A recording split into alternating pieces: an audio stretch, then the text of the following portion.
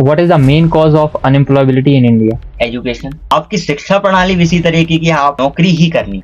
Skills and education. Skills की कोई कमी नहीं है, इसलिए यहाँ से अच्छे लोग और बेहतर लोग विदेश चले जाते हैं। यदि आप नहीं करेंगे तो उनके पास 10 ऑप्शन होता है, इसलिए उस व्यक्ति को 10 घंटे का काम करना पड़ता वो है। लोग प्रोवाइड नहीं करा रहे हैं। ये जो नंबर्स ऑफ अनएम्प्लॉयबिलिटी है, ये मार्केट में एक प्रेशर क्रिएट करती है।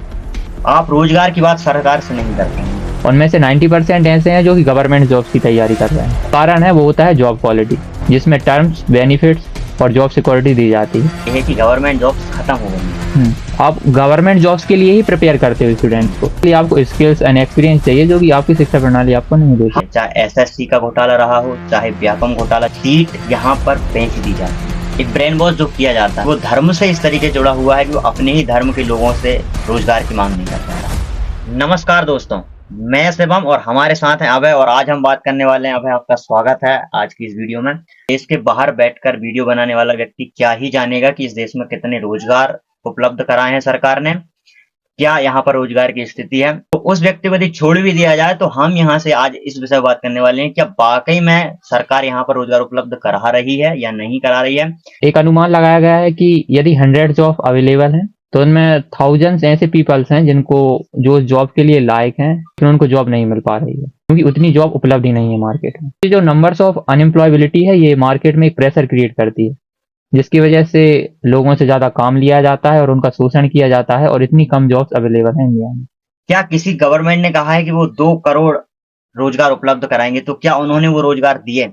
और क्या प्रभाव पड़ेगा निजीकरण का?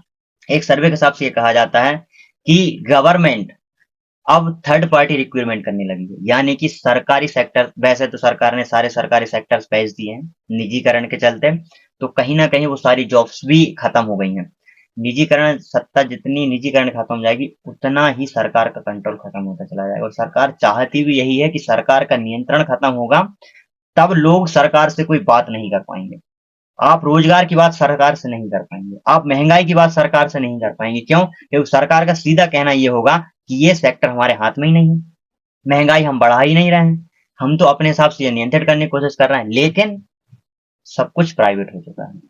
तो मेरा आपसे ये सवाल है, अब है, आप जिस एज पर हैं, आप यूथ हैं, हम भी यूथ हैं, हम आपसे पूछते हैं कि पिछले 10 साल में आपने देश में क्या देखा कि वाकई में जॉब्स मिली हैं? मेरे सराउंडिंग्स में जो पीपल्स देखता हूँ मैं, जो जॉब्स की तैयारी कर रहे हैं, उनमें से 90% ऐसे हैं जो कि गवर्नमेंट जॉब्स की तैयारी कर रहे हैं। जॉब्स का ये मतलब नहीं होता उनके लिए कि आप प्राइवेट है या एनीथिंग एल्स। जॉब्स मतलब गवर्नमेंट जॉब्स, और उसका एक कारण है वो होता है जॉब क्वालिटी, जिसमें टर्म्स, बेनिफिट्स और जॉब सिक्योरिटी दी जाती है।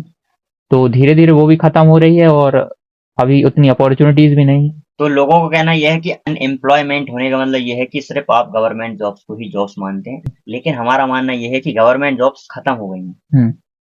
बीजेपी के शासन में पिछले 10 साल में ना तो उनके मैनिफेस्टो में ये रहा है कि वो रोजगार देंगे, जॉब की बात नहीं करते हैं वो कभी भी, वो करते हैं स्वरोजगार की बात। ठीक है, यानी कि आप खुद का अपना बिजनेस सेटअप करिए, लेकिन लोगों को यहाँ पर उतना ज्यादा ना तो लोन प्रोवाइड हो पाता है, ना वो इतने जल्दी बिजनेस सेटअप कर पाते हैं, क्योंकि बिजनेस सेटअप करना बहुत ही आसान काम नहीं होता। और यदि हर व्यक्ति को यदि ये स्वरोजगार की ओर ले जा रहे हैं तो कोई व्यक्ति तो होगा जो रोजगार करेगा, किसी ना किसी को तो रोजगार की जरूरत है। सुनिए, जुमलों से कुछ नहीं होता। यदि आप कह रहे हैं आप अपना खुद का रोजगार बनाइए, तो आप अपने खुद का बिजनेस स्टार्टअप करिए, तो कहने से तो कुछ नहीं होता, क्योंकि आपका एजुकेशन सिस्टम उस बेस पे डेवलप ही नहीं है। आपकी शिक्षा प्रणाली बहुत ही अलग स्तर की है, बहुत ही ज्यादा। आप गवर्नमेंट जॉब्स के लिए ही प्रिपेयर करते हो स्टूडेंट्स को, क्योंकि आप उपस्थिति दर्ज करते हो, अपने कोर्सेज कराते हो, एग्जाम कंडक्ट करते हो, और वही गवर्नमेंट जॉब्स में होता है। लेकिन ये बिजनेस वाले, आप बिजनेस करना चाहते हो तो उसके लिए आपको स्किल्स एंड एक्सपीरियंस चाहिए जो कि आपकी शिक्षा प्रणाली आपको नहीं देती। हम भारत व्यक्ति यदि एजुकेशन ले रहा है, शिक्षित हो रहा है, तो उसको एक एज से ही ये बात डाल दी जाती है कि आपको पर्टिकुलर इस गवर्नमेंट सेक्टर में इस चीज की तैयारी करनी है, चाहे आईएएस हो, आईपीएस हो, पटवारी हो, कितनी सारी वैकेंसीज हो जिसमें निकलते हैं, तो उनकी तैयारी करी जाती है। यहाँ बात यह है कि गवर्नमेंट जॉब तो प्रोवाइड करवाती है, वैकेंसीज तो फिल करवाती है, लेकिन वो सारी वैकेंसीज घोटाले के सर चढ़ जाते हैं।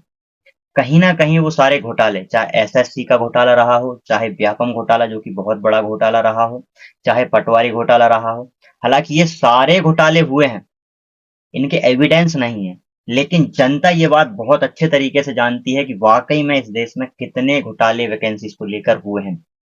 कितनी बार युवाओं के साथ रोजगार को लेकर खिलवाड़ हुआ है, कितनी बार सरकारी नौकरियों में धांधलियाई हुई है, सीट यहाँ पर बेच दी जाती है। करते आप हो और आप एलिजिबल हैं नहीं है, आपने एग्जाम क्रैक किया है नहीं किया है, ये मैटर नहीं करता है, ठीक है ना। मैटर ये करता है कि आप कितना दे सकते हैं, आप कितनी सीटें खरीद सकते हैं और आपके पास कितनी पावर है। ये इस देश की वास्तविक सच्चाई हो चुकी है।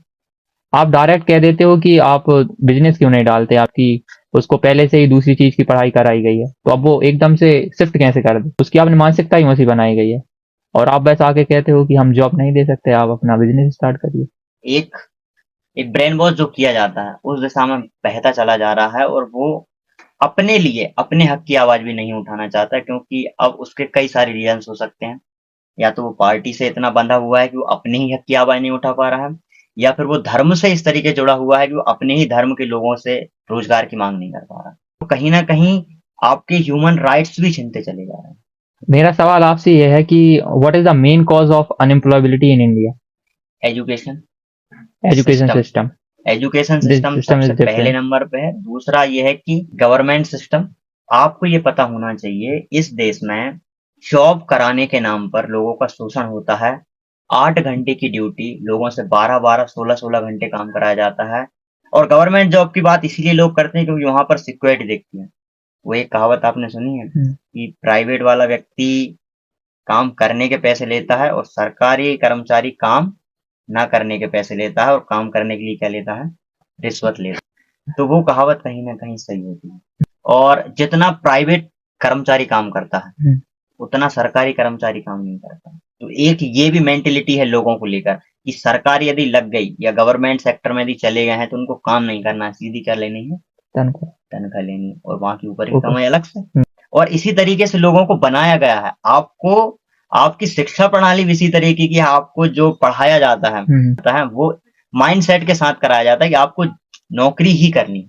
जॉब्स में जो स्टैंड करती हैं स्किल्स एंड एजुकेशन, वो कहाँ करती हैं? स्किल्स की कोई कमी नहीं है, लेकिन स्किल की वैल्यू नहीं है। कोई व्यक्ति बहुत अच्छा सॉफ्टवेयर इंजीनियर है, उसकी डिमांड है मान लीजिए 5 लाख और आप उसको दे रहे हैं 1 लाख, और उसने एजुकेशन पे खर्चा कर रखा है 50 लाख रुपए। वो व्यक्ति कैसे वो चीज डिजर्व करता है? उससे बेहतर ही चीज डिजर्व करता है।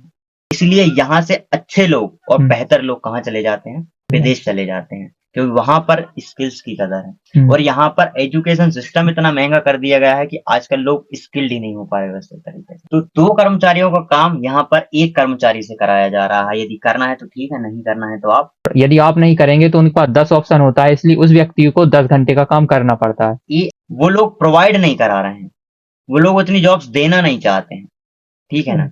तो गवर्नमेंट कंपनी अपना प्रॉफिट बना रही है, दबा के प्रॉफिट बना रही है। वो एक कहावत, एक बात कही है राहुल गांधी ने, बहुत बढ़िया बात कही है कि इस देश की 90% आबादी का पैसा कितने परसेंट लोगों के पास है? 1% लोगों के पास है। सारा का सारा पैसा अडानी, अंबानी, टाटा के पास है।